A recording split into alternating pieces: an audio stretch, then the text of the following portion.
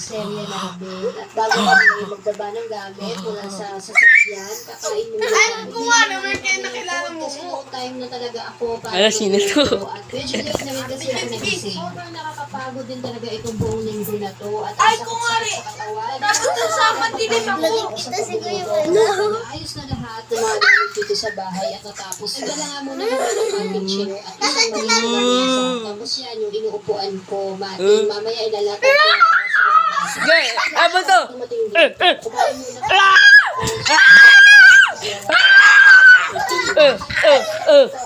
pagbuo ng mga na dala-dala namin. Punas-punas muna dito.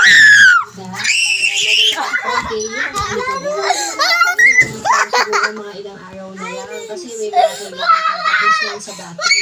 Hindi pa kami makatodo ng paglilinis kasi hindi maalikabok. Laking tulong din yan itong mga reflect. Bagong! Tago na kayo!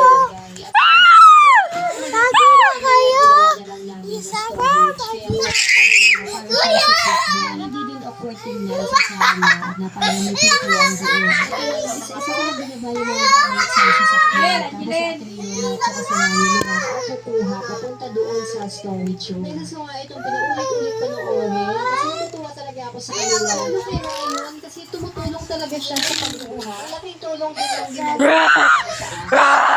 Kami lang tatlo ni Leona. Cut mo na yun. Wait lang, ulit. Pa niya si Ate Leona na tapos sila pupunta dun sa kwarto. So naman ang mga papatayin mo.